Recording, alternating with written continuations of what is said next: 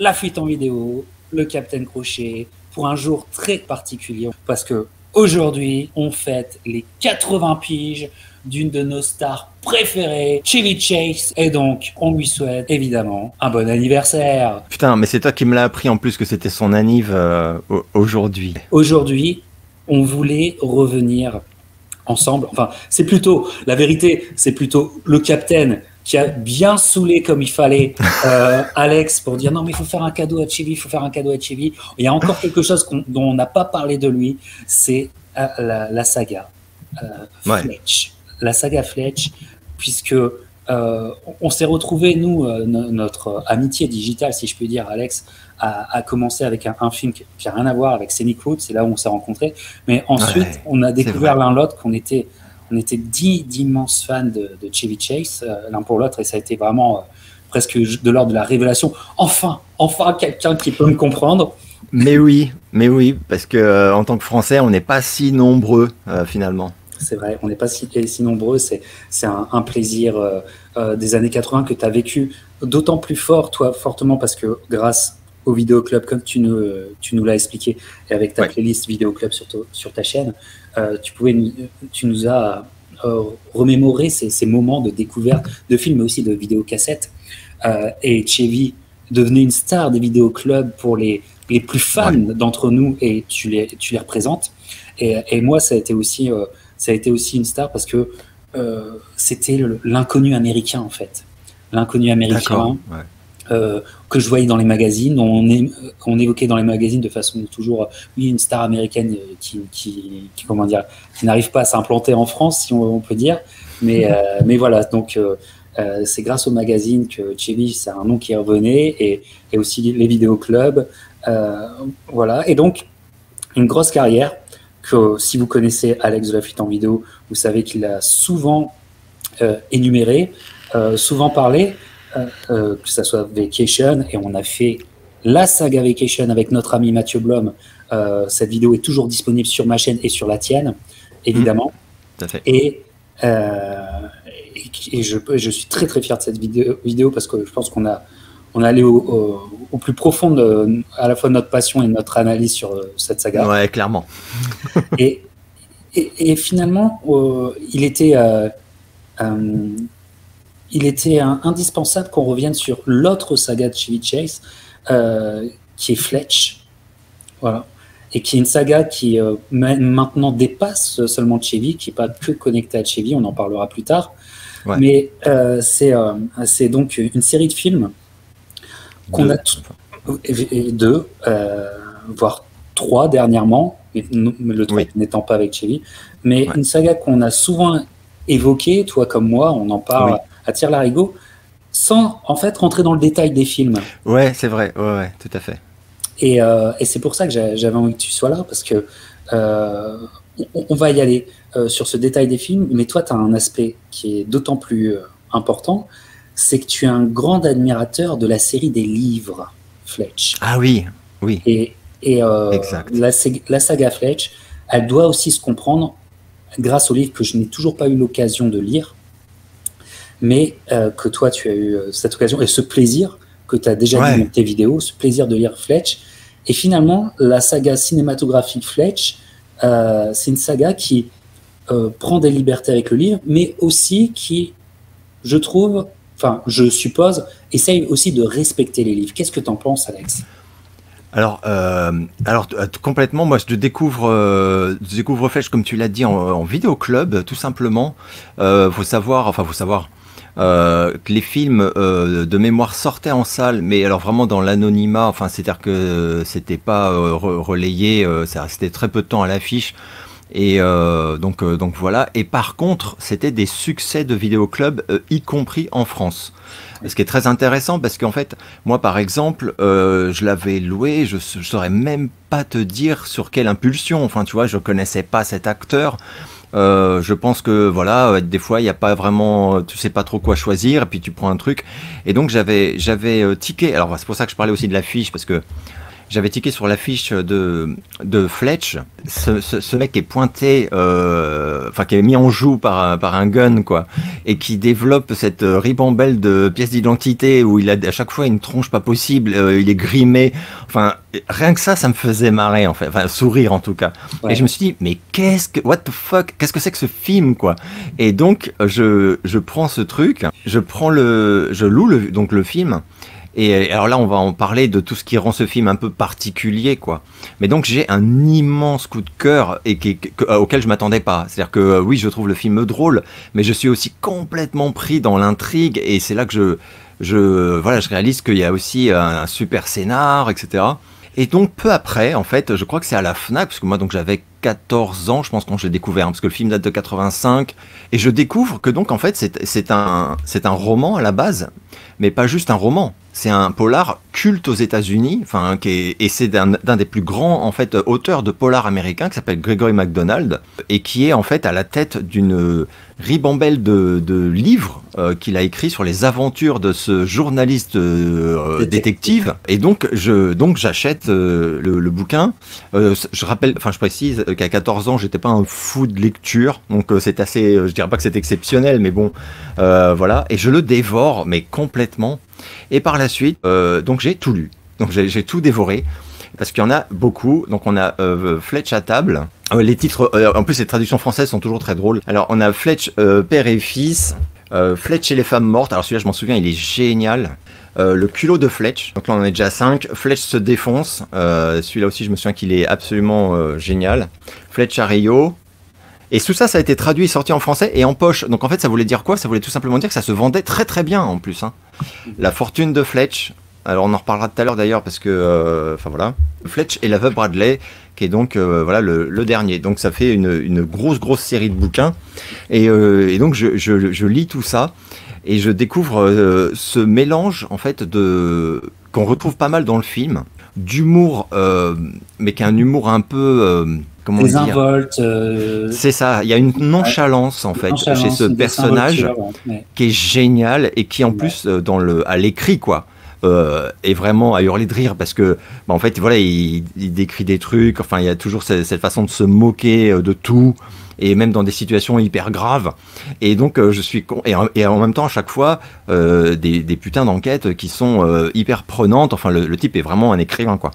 Et même dark, hein, avec des sujets assez dark en plus. Ah ouais il y en a où c'est assez trash même carrément. Mais donc voilà, donc il y a ce truc là et alors on va dire la vérité, c'est un peu moins drôle que le film. Mais je trouve que justement c'est très bien et d'ailleurs tu l'as dit, c'est librement adapté. Enfin, c'est quand même assez. Enfin, celui-ci, le premier film, il est adapté du premier, donc Fletch, du premier roman. Donc l'enquête, c'est la même, hein, c'est celle-là. C'est donc en fait, on va rien spoiler parce que je pense qu'il y a pas mal de gens en fait qui vont découvrir ce film par cette vidéo. Hein, faut être honnête. Hein. Donc c'est ce journaliste enquêteur qui est un peu fou, un peu chien fou, quoi. C'est-à-dire qu'il s'engueule tout le temps avec son boss. Il rend pas les papiers à temps. Enfin, il fait pas ce qu'on lui demande. Enfin, il a un très fort caractère, quoi. Et là, le film commence. Il enquête sur un trafic d'héroïne en fait sur les plages de Los Angeles. Et tout d'un coup, un personnage, alors là vraiment je préfère vraiment en dire le moins possible, mais un personnage va l'aborder, très chic, enfin un homme de haute société, et va lui proposer un contrat pour venir chez lui l'assassiner. C'est super étonnant.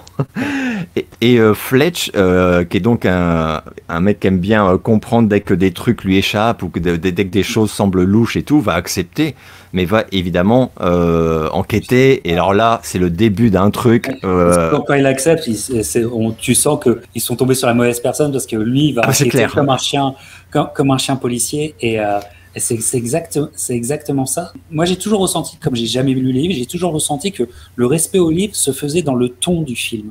Parce que c'est un ton très particulier, ces films. C'est une balance un peu improbable entre de l'humour, de la punchline, comme on savait en faire dans les années 80, une vibe 80s hallucinante. La musique, par exemple, moi, j'adore la musique de Fletch.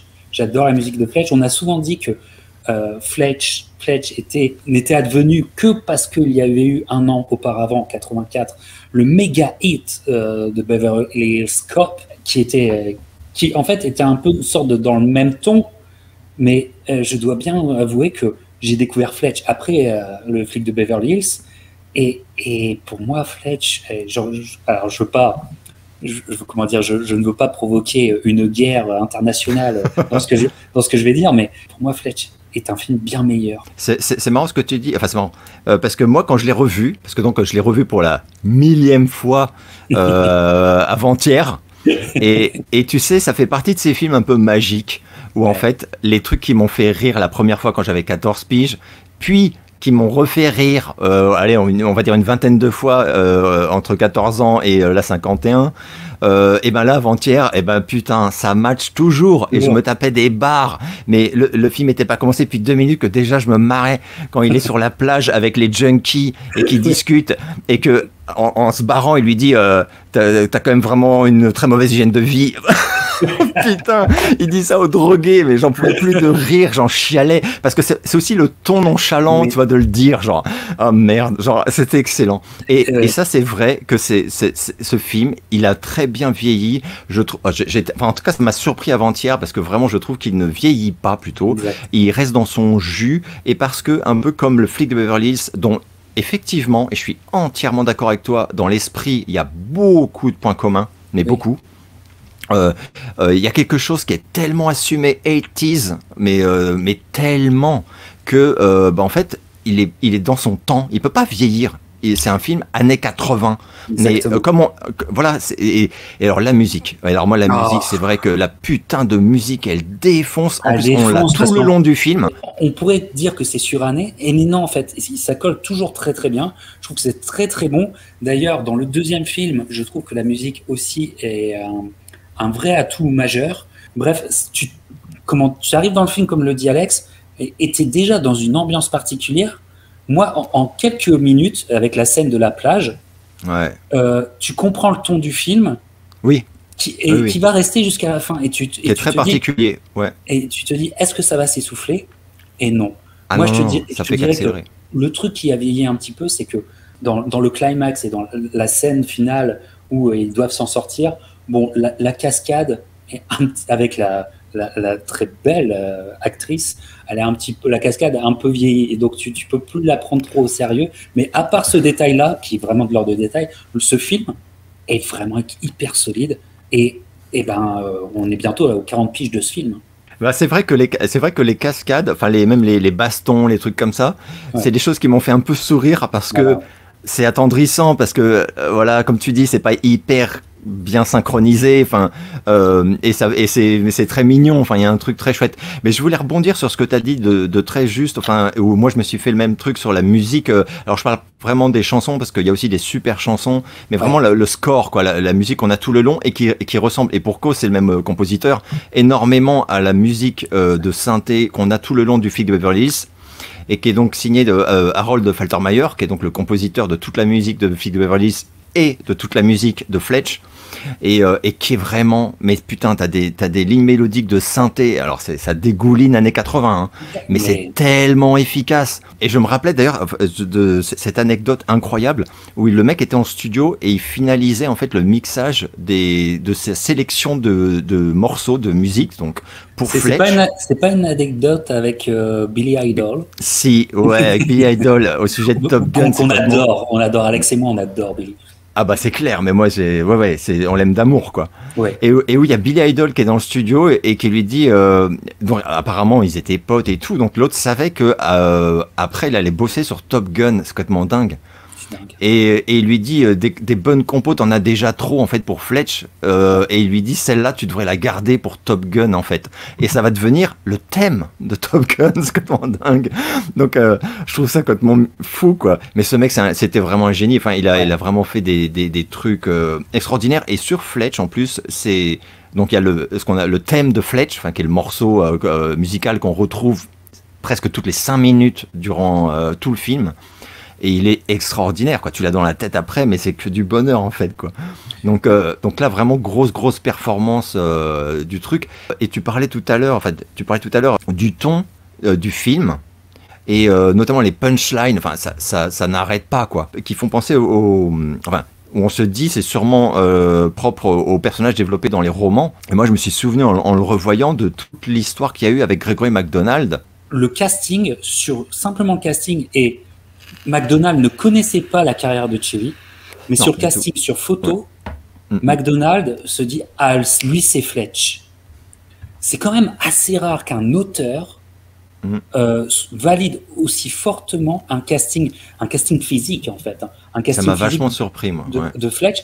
Et il y a pas eu, comment dire, il n'y a pas eu tergiversation, il n'y a pas eu plusieurs castings, il n'y a pas eu des what if, quel acteur. Non, ça a été très vite Chevy quand MacDonald. Alors attends, parce qu'avant, faut quand même se rappeler que le studio, lui, voulait imposer Mick Jagger, Oui. et ensuite, il a tenté Burt Reynolds, et que les deux étaient partants, et les deux étaient d'accord. Ouais, Mais c'est Gregory MacDonald qui a dit c'est hors de question, c'est pas Fletcher, quoi, c'est pas mon personnage, quoi. Mais on n'est pas passé loin d'avoir un Fletch avec Mick Jagger. Après, je sais pas, ça aurait peut-être été bien, mais ça aurait pas été sur le même ton, ça c'est sûr. Été sur le même ton. C'est absolument certain, quoi. C'est certain.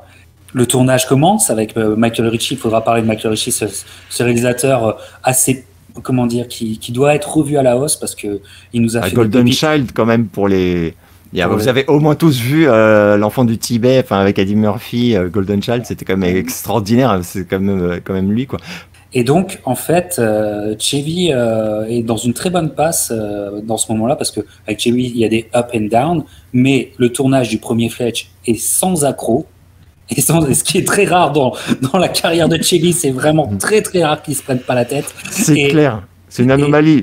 Une anomalie. Mais Chevy avait demandé quelque chose et Ritchie était assez d'accord, c'est que il y a toujours un système de 2 prises. C'est-à-dire, première prise, on fait exactement ce qu'il y a sur le papier. Exactement sur le papier. Deuxième prise, Chevy s'offre des libertés. C'est ça. Et ça a un petit peu angoissé MacDonald. Là, effectivement. Plus, il a fait une lettre, il était fou de rage, tu te souviens ? Ça a un peu angoissé. Le réal l'a invité sur le plateau pour le rassurer, en fait, parce que l'autre, il s'est dit, mais qu'est-ce que vous êtes en train de prendre comme liberté, quoi ? Et il était pas content du tout, quoi.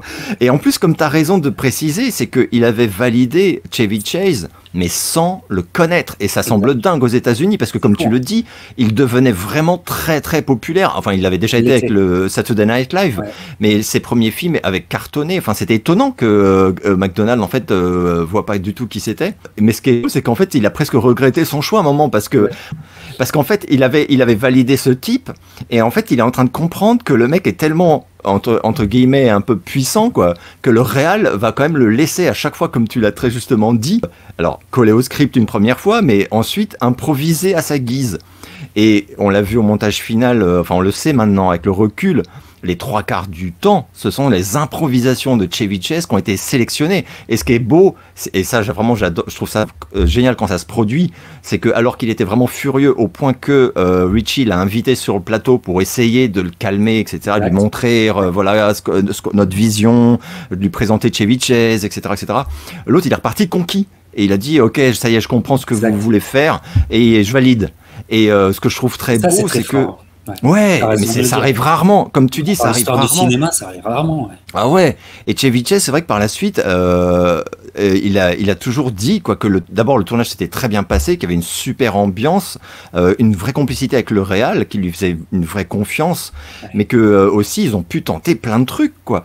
Et c'est clairement ce qui a fait le succès du film. Enfin, parce que moi, vraiment même les vannes. Enfin, moi quand rien qu'on lui demande son nom, qu'il répond Ted Nugent, alors faut avoir la ref, mais moi j'en pouvais plus de me marrer, et j'avais appris je sais plus quand que c'était ça fait partie des impros totales en fait, c'est-à-dire que c'est spontanément, il sortait des vannes, enfin ça fusait quoi, et c'est heureusement qu'ils ont gardé toutes ces choses quoi. Mais je trouve super bien que qu'à un moment il y a eu effectivement une espèce de frilosité qu'on peut comprendre de la part d'un grand écrivain et qui voilà, mais qu'après ils disent ok les gars, je vous suis quoi, enfin je valide le truc.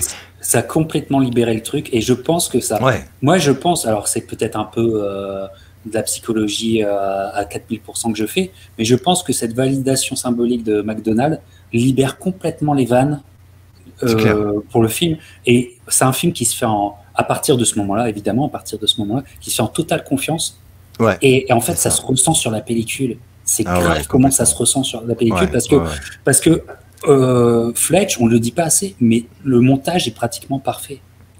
Ouais. Ça va, c'est vraiment un film qui comprend son sujet et surtout l'héritage de McDonald's. Pourquoi?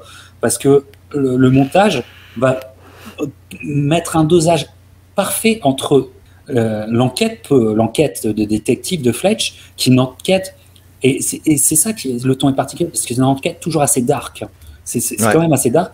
Et les moments de comédie de l'enquête, c'est-à-dire tout ce qu'il faut faire, voilà. Et pour moi, c'est un festival. Enfin, je veux dire, ça commence très fort. Et après ce moment qui est assez dark entre la proposition de l'assassinat et Fletch qui se dit, qui a un face-à-face même crispant en fait, qui a été tourné dans le même manoir qui a été tourné la scène terrible du parrain. On va aller sur l'enquête. Et ça commence, moi je pense que ça commence avec... C'est donc Fletch qui doit récupérer des analyses, des dossiers médicaux, et donc il se fait passer pour un médecin dans un hôpital. Et je vous raconte pas, c'est absolument génial. On voit comment c'est aussi une fausse maladresse. Tu sais, c'est le roi, pour faire croire qu'il est maladroit, il fait faire tomber des choses, récupérer des choses. Il est génial pour ça. Il fait le médecin, mais bon, c'est Chevy Chase. Donc il finit, malgré lui, par être dans une salle d'opération. T'as le chirurgien qui lui demande de l'aider, quoi. Excellent. Mais le chirurgien, il parle à un collègue, tu vois. Il parle à un collègue, donc ça. Et lui, il se retient de dégueuler, mais c'est excellent. Et l'autre, il lui dit, regardez, franchement, cette rate-là, franchement, ça fait de la peine de voir ça. Et lui, il est là, c'est sûr, il essaie de pas regarder. Mais putain, j'en pouvais plus. Et il doit aller voir un médecin aussi pour une fausse auscultation pour soutirer des informations. Et là, vous avez le moment qui, moi, Moon River. Voilà, c'est le cri de Chevy. Alors moi, je ne regarde qu'en anglais. Faut pas spoiler là. Voilà. On vous laisse la surprise. Spoiler, mais Moon River deviendra mythique si tu le regardes. Oui. Et j'adore aussi au début, tu sais, enfin pas au début, mais juste avant ce moment où il mène donc son interrogatoire, parce que donc lui, il est en pleine enquête en fait, hein. Ouais. Et il essaye de faire croire que donc en fait, il connaît les gens sur qui il veut obtenir des infos. Donc là, par exemple, ce toubib, il va le voir parce que c'est le toubib d'un mec sur lequel il enquête, etc. Et donc, il essaye de dire, j'ai vu machin, il avait pas l'air d'aller fort, c'est sans doute ceci, cela. Et l'autre, il fait, bah non, pas du tout, parce que... Et l'autre, il fait, oui, enfin voilà, oui, c'est ce que je voulais dire. Mais...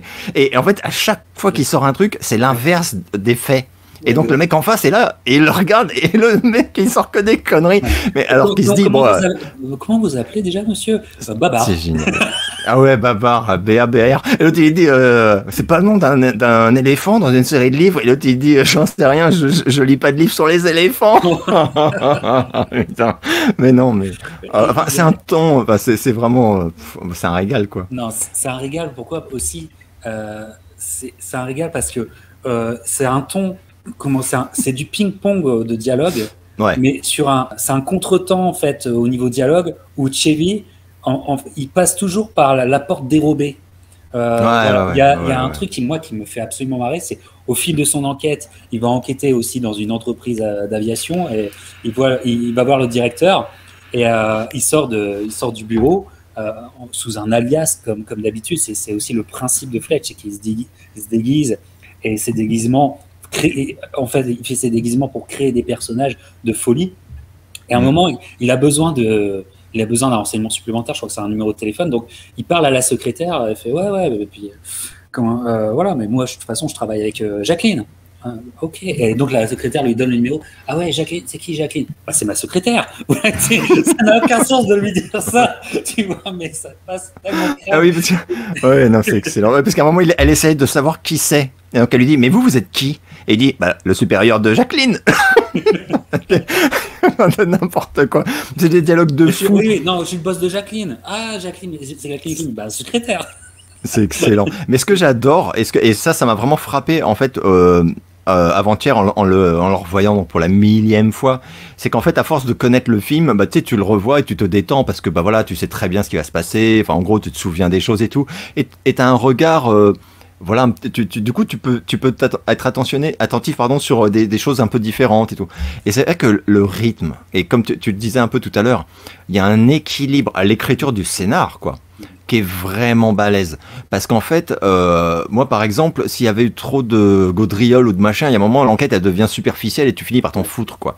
Et là, ils maintiennent tout le temps le rythme de cette enquête qui va très vite, hein, parce que le film est pas long. Je crois qu'il dure 1h40, un truc comme ça. Et en fait, ça, comment dire, ça progresse vraiment. Donc le mec est tellement barré que tu te marres constamment. Mais en même temps, tu te dis, oh putain, parce qu'il se passe des choses, tu vois, il découvre des trucs qui sont complètement renversants. Et comme tu l'as très bien dit, en plus, des trucs assez glauques par moment, quoi. Donc c'est quand même une enquête, voilà, policière faite par un journaliste. Mais en fait, plus il va creuser, plus ça va être dégueu.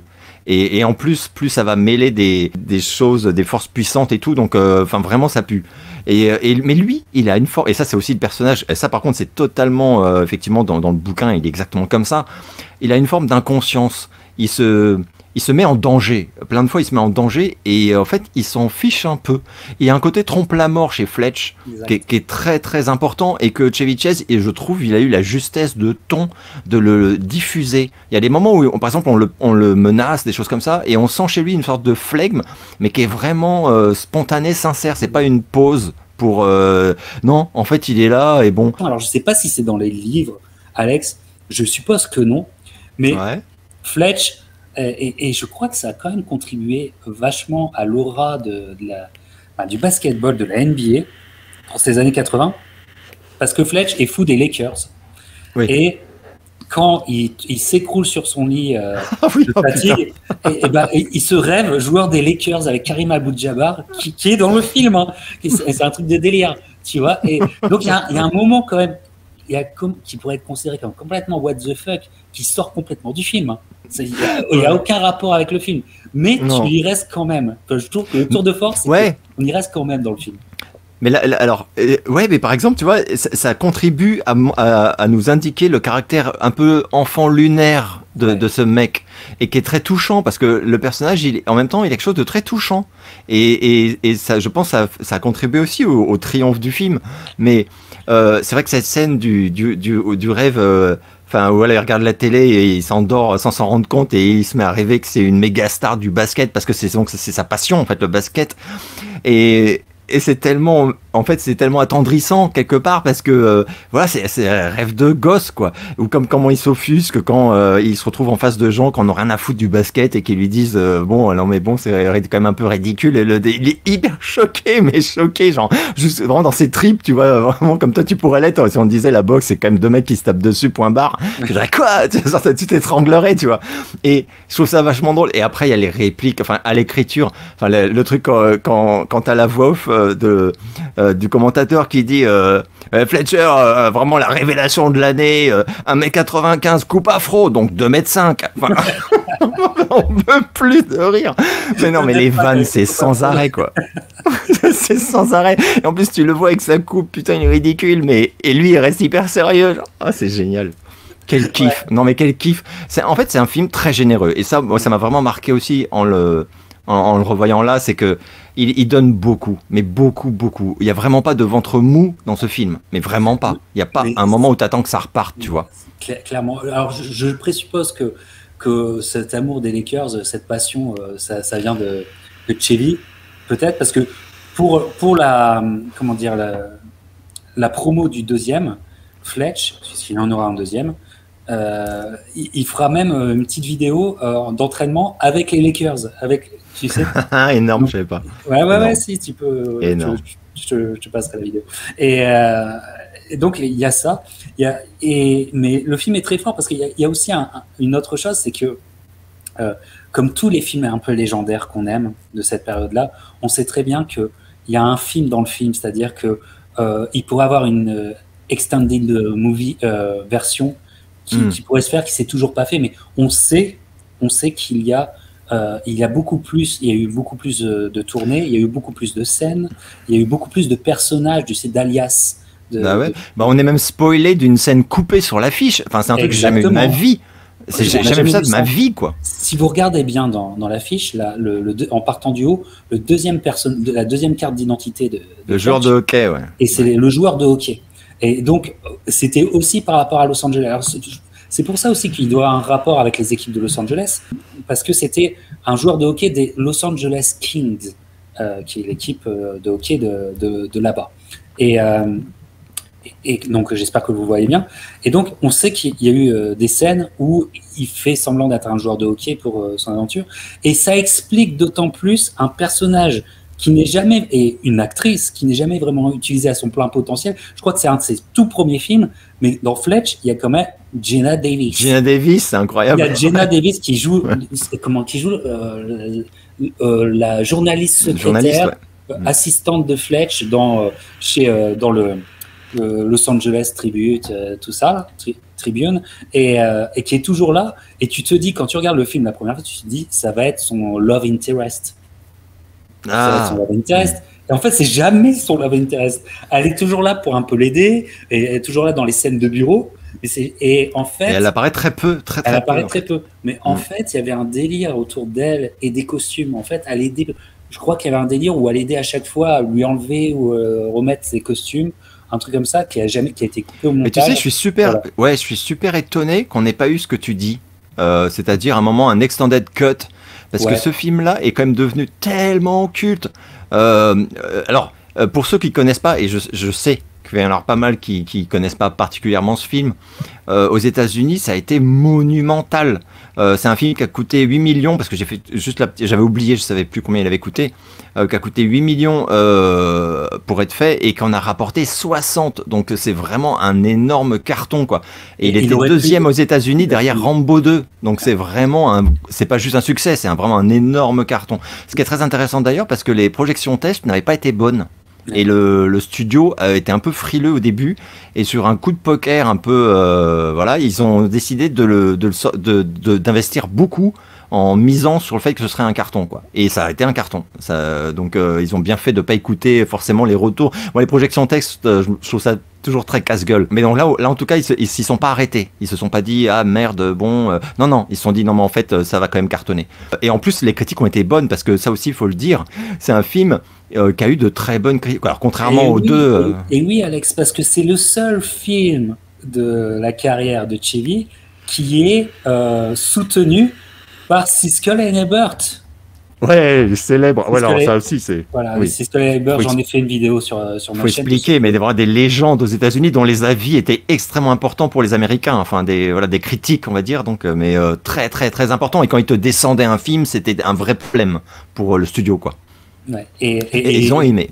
Et ils avaient une habitude de descendre les films de Chevy. Et Chevy, c'était presque un running gag. Et d'ailleurs, ils ont fait des sketchs ensemble. Siskel et Ebert et Chevy à la suite de ça, parce que c'est devenu tellement un running gag.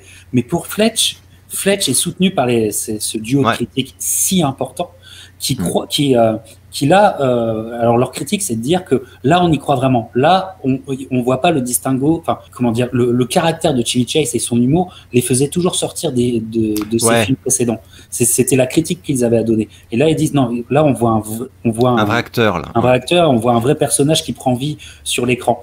Et donc, ça a même touché Chevy, qui a toujours été en mal de reconnaissance critique. Ouais. Et tu as raison de le dire, c'est un succès critique, c'est un succès commercial, parce que réussir à être un succès pendant Rambo 2, ouais, c'était chaud quand même. C'était chaud, c'était très chaud. C'était chaud, ouais. Il a tiré son épingle du jeu, et c'est vrai que ça a été le triomphe public, mais aussi critique, et vraiment c'est assez exceptionnel, et sauf erreur, j'avais vu un truc de Chase où pour lui c'est un de ses meilleurs, c'est un des rôles dont il est le plus fier en fait de sa carrière, quoi. Un film où il est le plus fier. Donc c'est vachement important, c'est vraiment pas anodin. Et après, une fois de plus, c'est vraiment extrêmement bien. Alors, il est très bien monté, il est très bien rythmé. Comme je disais tout à l'heure, il n'y a pas de ventre mou. Mais moi, j'avoue que je serais fou de joie que quelqu'un décide de valider une extended cut, quoi. Parce que les scènes coupées, apparemment, il y en a pas mal. C'est pas juste 5 minutes de scènes inédites. Et elles sont montées. Enfin, c'est pas des scènes, c'est pas des rushs non, c'est tourné, valide, tout pareil. Et moi, j'aimerais vachement voir ça, quoi. J'aimerais vachement Moi, voir. Je veux le voir en joueur de hockey, merde. ouais. Je suis Moi, sûr que j'ai c'était repris un peu génial. espoir, tu sais, Alex, j'ai repris un peu espoir avec ce qui s'est passé l'année dernière pour Transplane et Automobile, quand Hmm. ils ont sorti la fameuse Extended Cut qu'on attendait depuis des années, enfin des décennies. On savait qu'il y avait il y a un film beaucoup plus long que ça. Ils l'ont sorti pour Thanksgiving de l'année dernière. Et je pense que tout le public qu'on représente, qui adorons cette période des films US, je pense Mhm. qu'on peut reprendre un peu espoir sur Fletch. Et puis Etchevi est toujours en vie. Aujourd'hui, on fête ses 80 Ouais. ans et je pense qu'il pourrait donner le green light. Il pourrait donner le green light parce que, Bah ouais. comme le dit aussi Dom, tu vois, il essaye de le trouver sur les plateformes. Et c'est vrai que c'est dur. Fletch, si tu l'as pas en physique, c'est très Ouais. dur. C'est très dur. Parce que ça, c'est un truc qu'on m'a demandé il y a pas très longtemps sur d'autres films de Fletch, de Chevy Chase. Et donc Fletch, par contre, donc sur les plateformes, je savais pas, j'avoue, j'ai pas regardé, j'ai pas cherché. Bon, évidemment, vous le trouvez sur les sites Corsair, hein, évidemment. Mais surtout, vous pouvez le trouver en physique. Alors, par exemple, si vous êtes en France, vous le trouvez en physique en DVD pour réellement genre 2 ou 3 euros. Sur des Ouais. sites comme Vinted et tout, et ça vaut le coup. Enfin, franchement, Clairement. donnez-lui sa chance. Donc il est trouvable, mais je savais pas qu'actuellement il est sur aucune plateforme. Ça, c'est vraiment dommage, quoi. Ça, c'est dur. Et donc, en fait, Fletch, c'est un ton, c'est le Chevy au meilleur, finalement, parce que excellentissime scénario, le réalisateur est en forme, enfin, tout se passe bien, en fait. Voilà, tout se passe bien. Au final, le produit est extrêmement qualitatif. Je dirais que en plus, c'est un des films où j'adore la fin. J'adore la fin. Je trouve que la fin est parfaite. Tu Ouais, la sais, fin est belle, ouais. ils sont sur une certaine plage et il y Hmm. a une dernière punch. Ça s'arrête sur une punchline Ouais. qui est sur une dernière punchline. Je trouve que c'est génial. Alors la punchline évidemment on spoil rien, mais le ton, c'est comme tu dis effectivement, en fait le film se termine sur une scène très belle en plus, enfin même visuellement c'est une très Ouais, belle scène, tout à et fait. il y a une musique, enfin on t'annonce toute une fin de truc, et à voix off t'as Chase qui parle, enfin t'as Fletch qui parle quoi, parce qu'il y a beaucoup de, et ça c'est vachement habile, parce que c'est vrai que ce qui fait un peu aussi la force et la magie des bouquins, c'est que en fait c'est comme un journal intime. C'est le mec qui Oui, parle, il raconte, et c'est vachement prenant, quoi. Du coup, voilà, t'as l'impression qu'il te parle. Et dans le film, ils ont très bien dosé la voix off. Où effectivement, Fletch, il parle, il fait des remarques au spectateur en fait. Donc, comme dans le bouquin, où il fait des remarques au lecteur, quand voilà, et ça c'est super malin.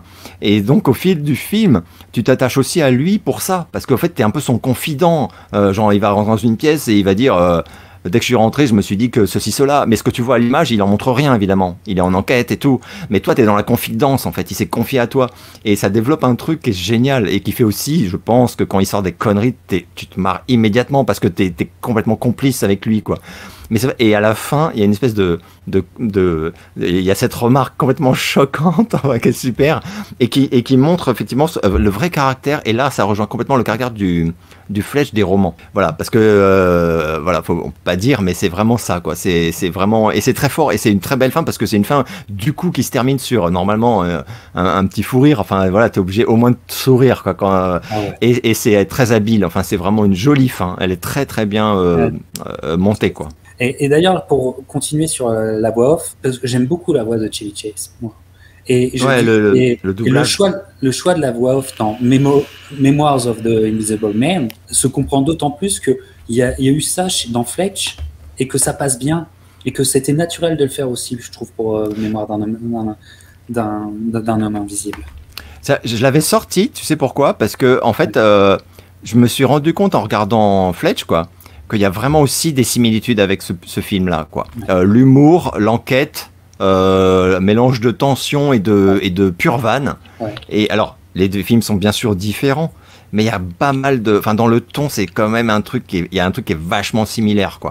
Et moi qui ai adoré, enfin, voilà, moi je suis pas du tout comme Carpenter qui voudrait le planquer sous le tapis. Ah non, Moi je nous, on trouve que fait partie des gros fans de ce film. Ouais. pour moi, c'est une totale réussite ce film, Aussi, mais total. encore aujourd'hui, et il y a un mélange un dosage super malin de sérieux, de légèreté et de trucs un peu dramatiques par moment, quoi. Et qui est aussi présent dans Fletch, même si Fletch est un peu plus évidemment appuyé sur l'humour quand même. Si on exagère un petit peu, on pourrait dire que Memoir of the Invisible Man, c'est un peu un Fletch devient invisible. Hein. En poussant un petit peu quand même. C'est ça. Exagérant. Ouais, voilà, en exagérant un peu. Mais par exemple, je suis certain que les gens qui aiment un de ces deux films aiment l'autre. Enfin, tu vois ce que je veux dire? Il y a vraiment un truc quand même qui se regroupe dans l'ambiance. Ma fille qui a 8 ans adore Invisible Man. Ah, ça fait plaisir d'homme. Voilà, on n'est pas le seul. Elle adore ce film et ça veut dire beaucoup, quoi, parce que ça veut dire que ça passe les âges et que ça atteint même des publics qui sont maintenant habitués à des films qui sont fous en termes techniques. Ouais. Et non, qu'est-ce qu'il est bon. Mais revenons sur Fletch. Donc gros succès. Le statut culte de Fletch va arriver très vite en fait finalement, et les vidéoclubs vont contribuer à rendre ce film très très culte. Et finalement, il va y avoir une première erreur, la grande erreur pour moi et pour beaucoup, hein, et d'ailleurs c'est dans le livre c'est légèrement évoqué, mais c'est bien sous-entendu qu'il y a un souci, c'est que en fait Chevy va être pris par des contrats qui font qu'il va faire des tournages, et parfois même des tournages de films sur lesquels il n'a pas de motivation, notamment la suite de Caddyshack, la suite Caddyshack 2 qui est pourri, mais Chevy surnage, mais ça lui fait perdre un temps fou pour que vraiment Michael Ritchie et Chevy, parce qu'ils restent connectés, l'équipe s'entend bien, enclenche la suite. Et donc la suite en fait arrive, et c'est bizarre à dire parce que c'est pas si long que ça, mais la suite arrive en 89, mais j'ai l'impression que ça joue à rien, mais c'est quelques mois trop tard, tu vois, quelques mois trop tard dans la chose, parce que Chevy commence un petit peu à vieillir, tout ça, et donc c'est comme si on avait passé le Rubicon inconscient, voilà, et Fletch va arriver avec Fletch 2 va arriver, et c'est pas Fletch 2 mais Fletch Lives. C'est un film qui va être assassiné par la critique. C'est un film comment dire, les gens disent c'est un film qui va décevoir par rapport à la maestria du premier. Je crois, moi je l'ai revu 2 fois cette année, je pense que c'est un film où on a été excessivement dur avec ce film, parce qu'il y a quand même des choses à vraiment garder. Peut-être qu'au niveau du ton, le fait qu'on aille dans le sud des États-Unis, qu'on sorte de Los Angeles et tout ça, peut-être que c'était trop radical pour le public.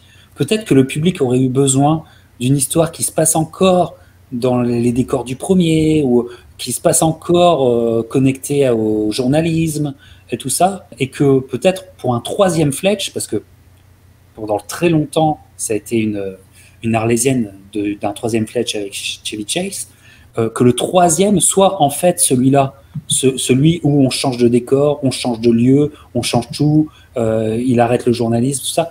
Je pense que les choix de scénario, et le choix du livre peut-être est un peu trop radical. Qu'en penses-tu, Alex? Eh ben, je suis complètement d'accord. Alors, Fletch Lives, moi j'ai été extrêmement déçu aussi quand je l'ai découvert, mais alors vraiment extrêmement déçu. Je l'ai trouvé incroyablement plus faible dans le rythme, l'humour, il y a beaucoup de redites, enfin on essaye de resservir des plats qui ont déjà été servis dans le premier, et bah c'est moins bien fichu. J'ai constaté très vite, puisque donc moi je dévorais les bouquins, qu'en fait c'était adapté d'aucun bouquin, et plus tard j'ai appris que c'était un scénario totalement original, une histoire totalement nouvelle dans laquelle Gregory MacDonald n'avait absolument rien à voir. Donc en fait donc ça explique la faiblesse même de l'histoire, puisque on ne s'inspire plus du tout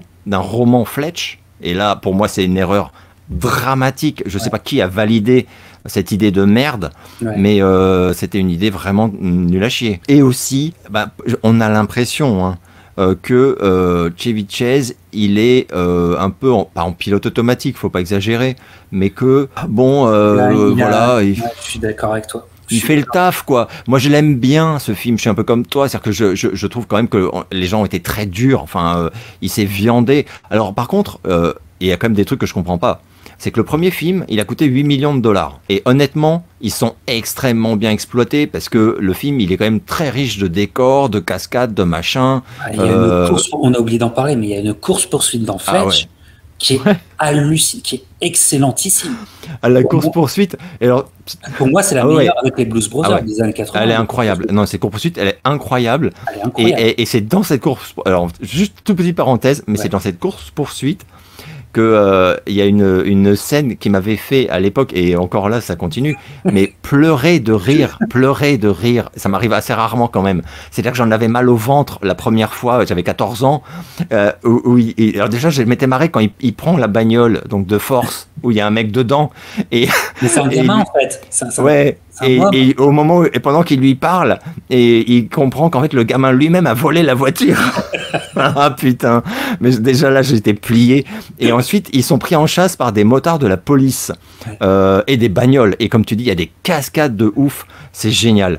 Mais à un moment il y a ce motard de la police qui hurle en risquant sa vie, quand même, parce que donc c'est une vraie poursuite.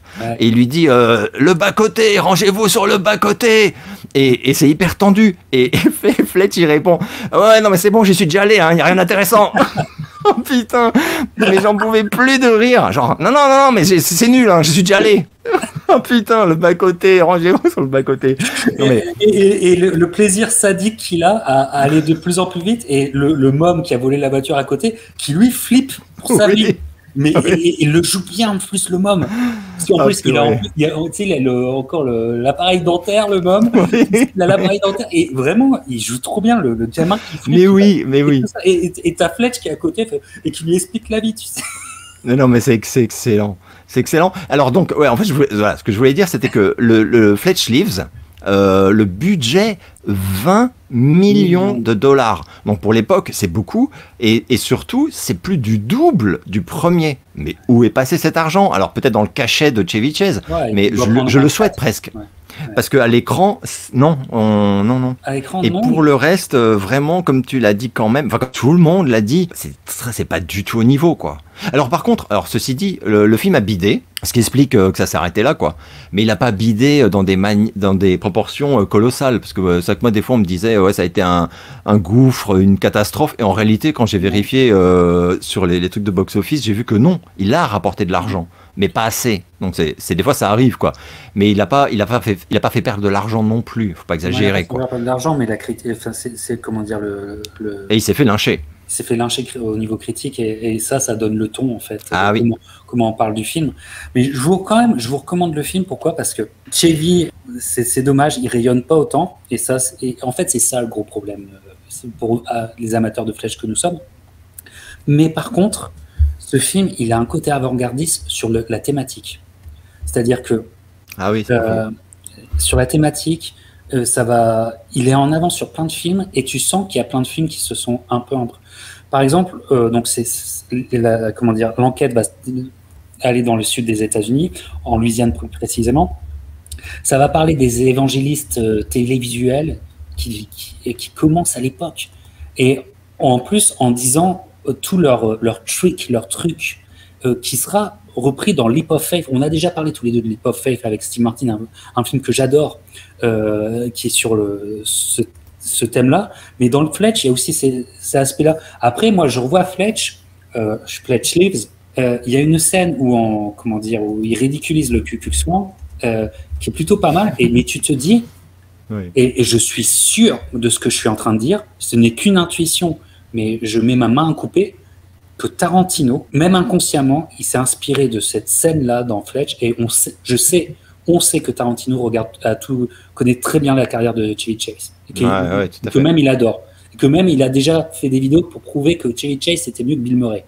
Donc, allez voir, c'est chez Joe Rogan, allez voir ça. Donc quand tu sais ça, et que moi je me dis Django Unchained et les scènes de Ku Klux Klan, Django Unchained, l'inspiration, je pense qu'elle vient de Fletch Lives. C'est ce que je pense, je peux me tromper évidemment, mais quand vous titrerez comme nous certainement.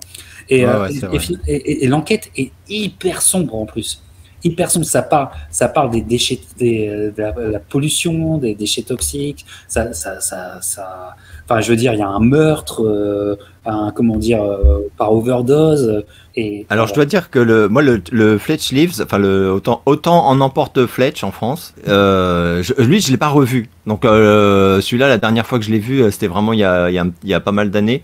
En fait, à chaque fois, je suis déçu parce que il y a une partie de moi qui est une partie fanboy, quoi, qui se dit. Ouais, non, mais je suis sûr que c'est quand même vachement bien. Et non, je suis déçu. Et comme tu le dis très justement, tu vois, je t'écoute en parler, en fait. Et je réalise qu'il y avait même si oui, l'histoire, c'est moins machin, il y avait des moyens de quand même en faire un bien meilleur film. Voilà, bon, bah, ça n'a pas eu lieu. Voilà.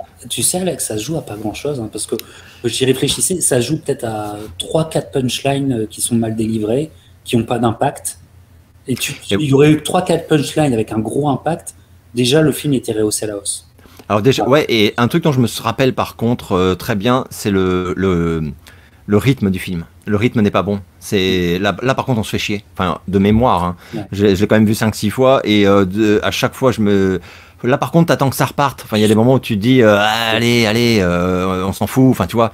Et alors que t'as pas ça dans le premier, du tout. Dans le premier, t'as même pas le temps de reprendre ton souffle, en fait.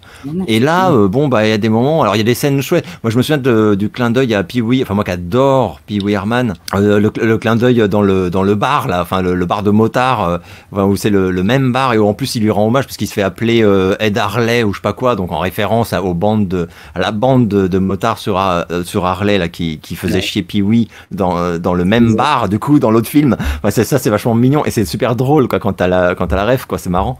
Mais sinon, univers partagé, c'est fou. Ouais, voilà, oui, exactement. Partagé, ouais. Exactement. Mais c'est vrai que sur le reste, j'ai vraiment, c'est dommage, mais ça a foiré. Et un peu comme tu disais aussi, c'est-à-dire que il est vrai que entre 85 et 89 aux États-Unis, ne serait-ce que du point de vue des comédies, il y avait déjà eu un gap, quoi. Enfin, c'est-à-dire que le film est sorti trop tard, c'est sûr, et encore plus trop tard par rapport à la façon dont il est fichu, en fait. Ouais. C'est-à-dire qu'en 89, les comédies qui cartonnaient, c'était plus ce genre-là. Enfin, c'était pas, voilà. Donc je pense qu'en plus, il s'est un peu, voilà, il est passé à côté du truc, quoi. Ah non, son année, ça aurait dû être 87. Ouais, 87, clairement. Ouais, il aurait fallu. Ouais, je sais pas pourquoi il y a eu ce laps de temps trop long, clairement. Et ce que j'aime bien dans le film, moi, c'est les 15 premières minutes, parce que les 15 premières minutes raccordent les deux films, tu sais. Donc tu revois le directeur du journal, qui a un personnage que j'aime beaucoup, et avec une bonne scène d'ailleurs. Tu revois aussi l'avocat, donc l'amant de son ex. Tu le revois aussi dans l'appartement.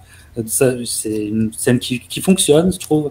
Et après, c'est vrai que ça, je sais pas, je pense que Michael Ritchie, il y a aussi eu un problème, enfin clairement quoi, je parlais du rythme, enfin là c'est le réal, tu vois, là c'est vraiment pas la faute ni de Chevy ni tu vois, c'est vraiment, il y a eu un problème, un manque d'inspiration, je ne sais pas du tout, je sais pas, mais c'est vrai que franchement ça mérite d'être vu. Enfin moi si quelqu'un me dit j'aime bien Chevy Chase mais bon est-ce que je regarde celui-là, je dirais mais carrément mec. Enfin, tu vois, je veux dire que faut quand même le voir, quoi.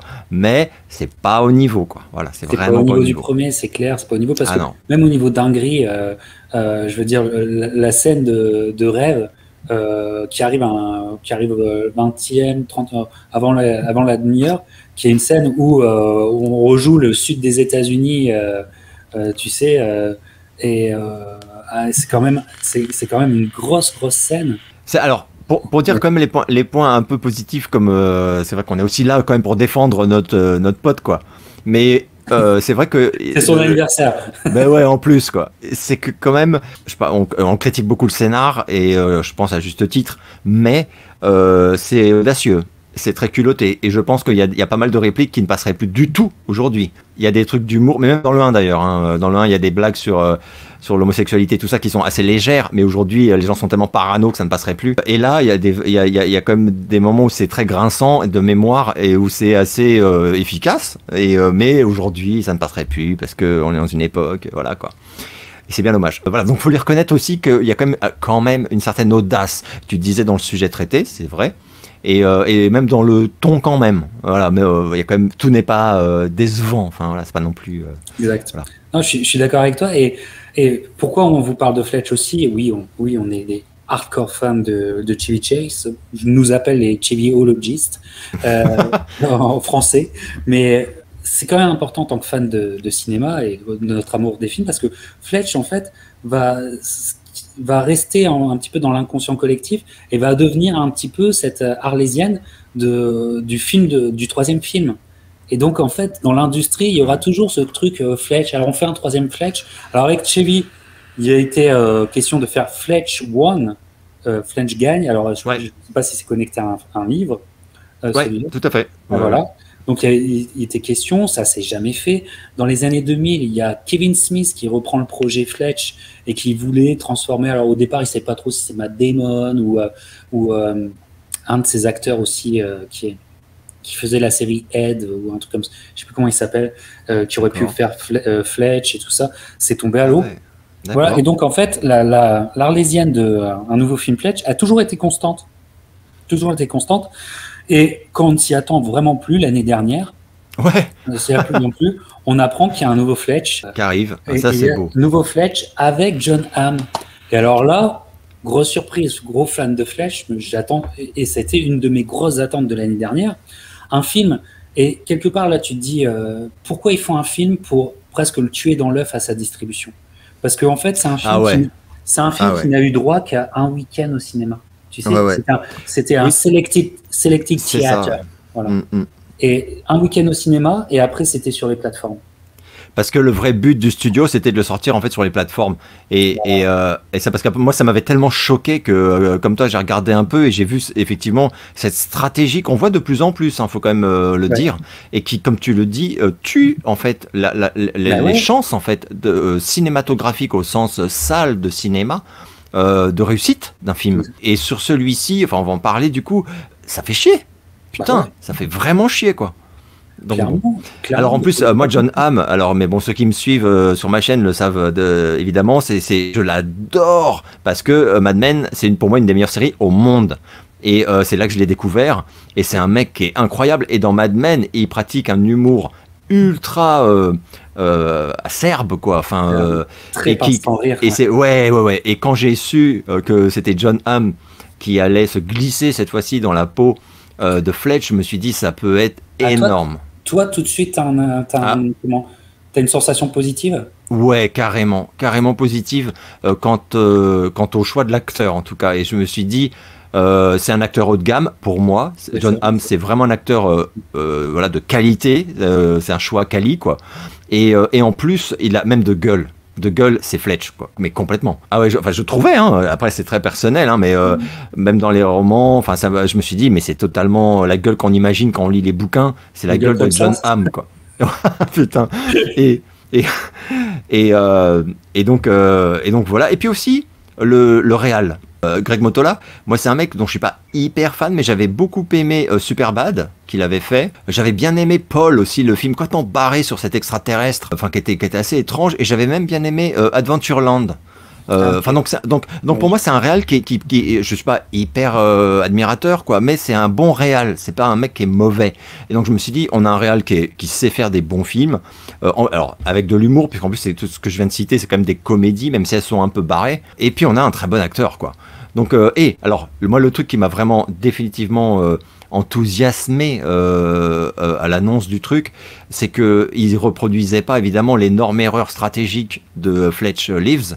Voilà. Et ce coup-ci, on avait à nouveau une adaptation, pardon.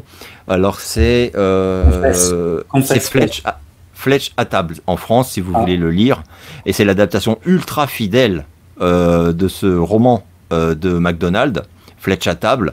Et donc, je me suis dit, on va retrouver une qualité de scénario qu'on avait dans le 1, quoi. Puisqu'à nouveau, on adapte fidèlement un roman Fletch. Et donc là, ça faisait quand même 3 bons signes. Alors ça voulait pas dire que le film allait être pas décevant, mais je me disais, je suis optimiste. On en parlait d'ailleurs avec toi en privé à l'époque, je me souviens. Voilà, t'avais quand même des raisons d'être assez optimiste, quoi. Ah bah tu vois, moi, comment dire, à l'annonce de ça, moi je suis très perplexe en fait. D'accord, c'est intéressant. Ouais, vas-y. J'aime John Hamm, j'aime aussi, pour moi aussi c'est un grand acteur et puis très versatile parce que Mad Men aussi, j'ai beaucoup aimé Mad Men. Et j'ai beaucoup aimé petit rôle qu'il a, même dans Bridesmaid, Oui, où il joue le connard de service, il le fait hyper bien. Même dans The Town, j'avais adoré The Town et je l'avais adoré. Là, il était dans un rôle de flic. Voilà. Mais j'étais pas, je sais pas, c'est tellement Chevy pour moi que j'avais vraiment du mal à m'arracher de Chevy Chase pour laisser sa chance à John Hamm. Et donc, je vais voir ce film. Évidemment que je lui laisse sa chance. Et là, le film me convainc. Enfin, le film finit de me convaincre, quoi. John Hamm est excellentissime. Ouais.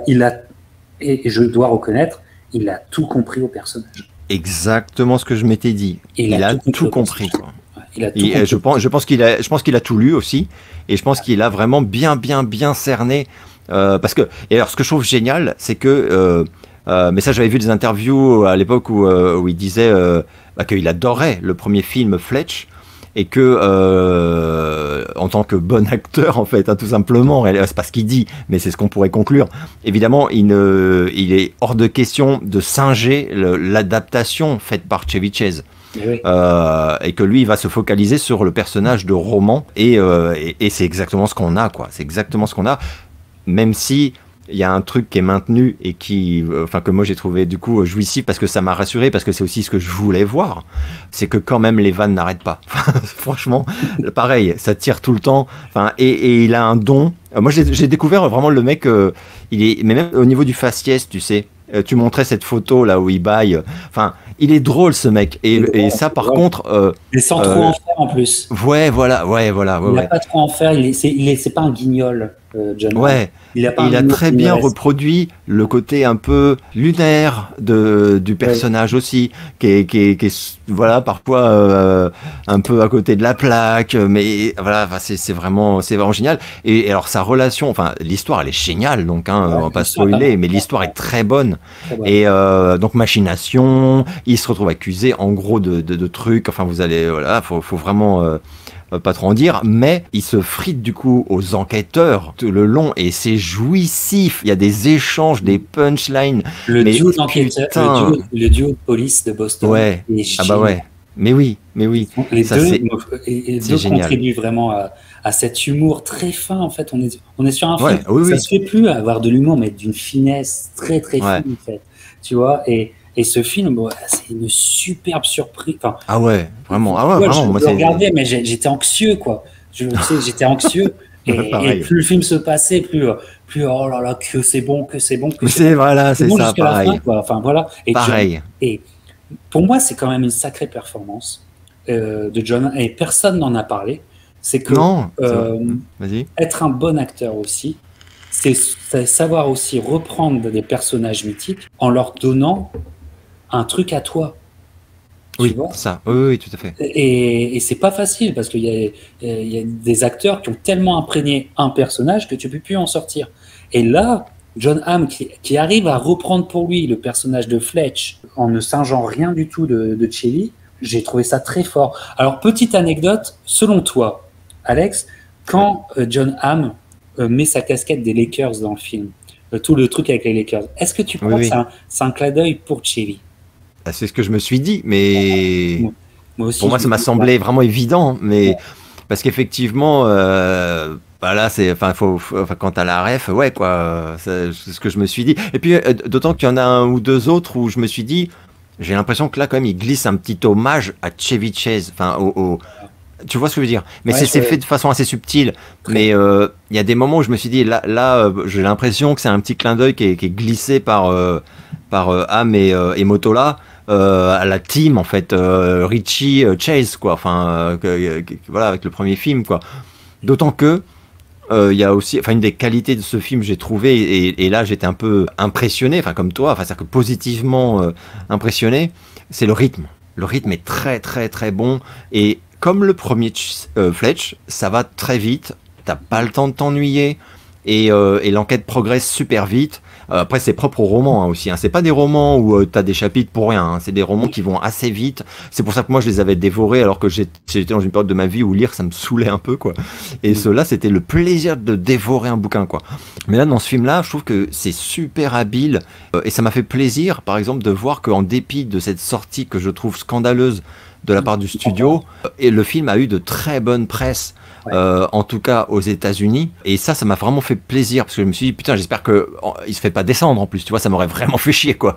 Et j'ai vu que non, il avait de très bons papiers. Et donc là, je me suis dit ok, ça au moins ça fait plaisir quoi. Et apparemment, il a pas mal cartonné sur les Plateforme. ouais voilà, sur les plateformes. Donc ça fait vraiment plaisir par contre quoi, que ça l'ait pas tué, je veux dire. Pas tué, mais parce que surtout que bon, la qualité, enfin, je veux dire, c'est un succès critique. Enfin, il suffit de vous regarder ce film, vous allez être convaincu. Mais bon, Fletch One, enfin, je veux dire, il faut le faire avec John Hamm. Enfin, je veux dire, moi, j'ai pas envie qu'on en reste là sur le niveau Fletch avec John Hamm. J'ai envie de en voir plus de lui en tant que Fletch. Qu'est-ce que t'en penses? C'est quand même incroyable, c'est un tour de force. Moi, j'ai envie d'en voir plus. Hein.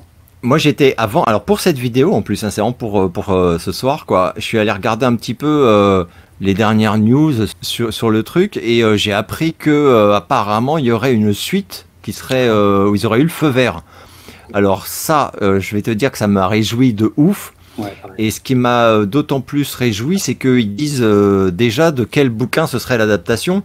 Donc ça me réjouit encore plus parce que ça veut dire que eux ils vont continuer d'adapter fidèlement des romans et pas commencer à faire n'importe quoi.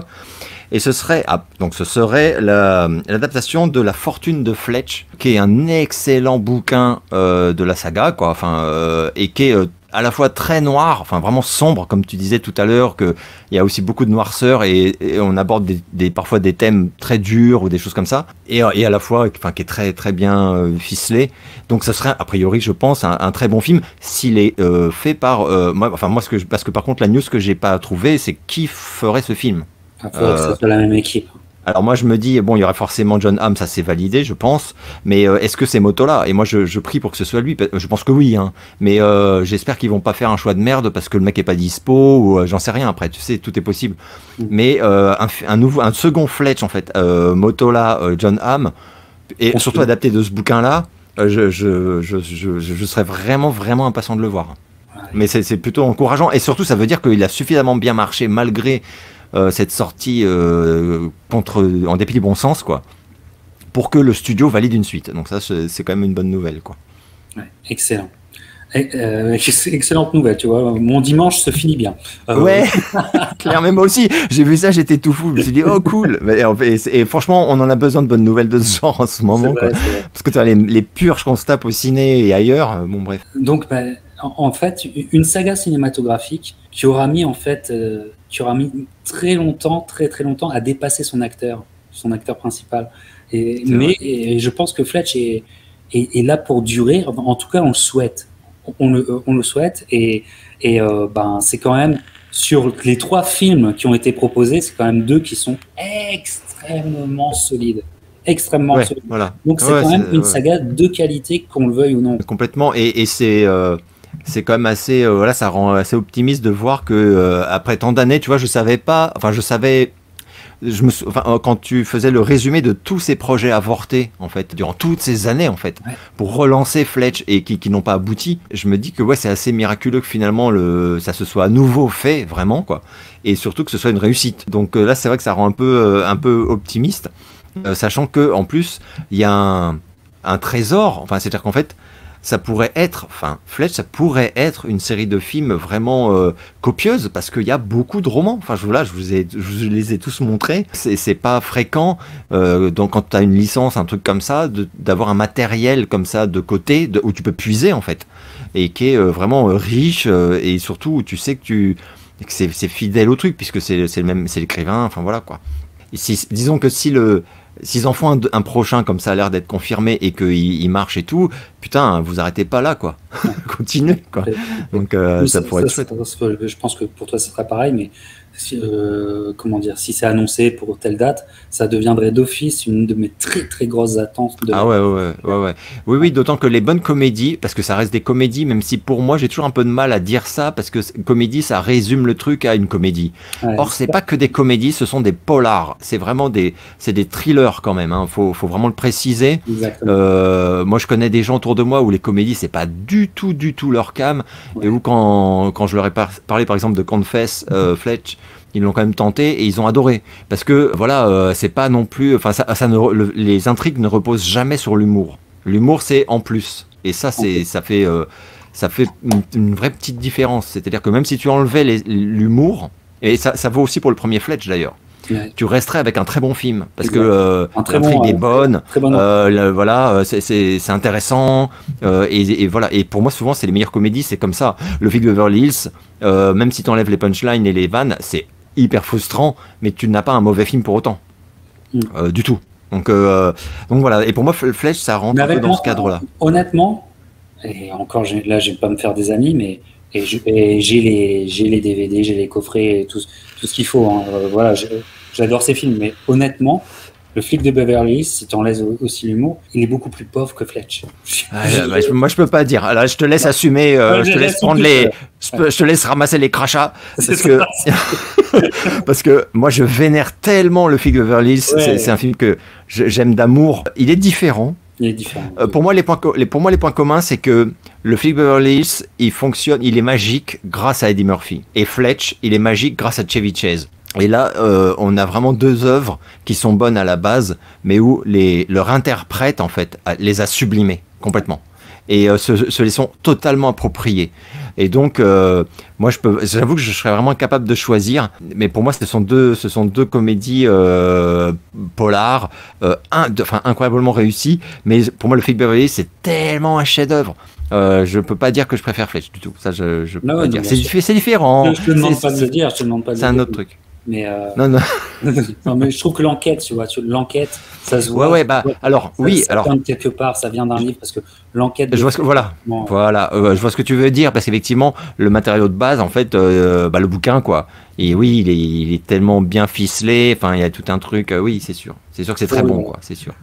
Et il y a notre Stéphane qui nous régale. Merci Stéphane. Merci Stéphane de nous offrir le café. Merci à toi. Merci. Voilà. Et nous, on offre quelque part, un gros joyeux anniversaire Moon River à notre Chevy préféré. C'était une vidéo un peu qui continue notre hommage éternel à lui. C'est ça. Voilà. Mais pour le jour de ses 80 piges, on parle d'un de ses tout meilleurs films, Fletch. Et c'était un plaisir, encore une fois. Hein. C'est bête à dire, mais quel plaisir d'être avec toi, Alex, pour parler pareil, ça m'a fait super plaisir. Ça faisait tellement longtemps qu'on n'avait pas fait de vidéo ensemble. En plus, c'est vraiment un bonheur, franchement. Effectivement. Alors, portez-vous bien. Continuez à regarder Fletch. Découvrez Fletch. J'espère qu'on vous a donné envie de le découvrir. Donnez-lui sa chance. Donnez-lui sa chance. Et continuez évidemment de nous suivre sur les réseaux parce que cette culture des années 80s, on l'a chevillée au corps. Allez, en ce jour de Chevy Chase, je te souhaite une excellente soirée, mon Alex, et une excellente soirée à vous. Merci à toi. Bonne soirée à tout le monde.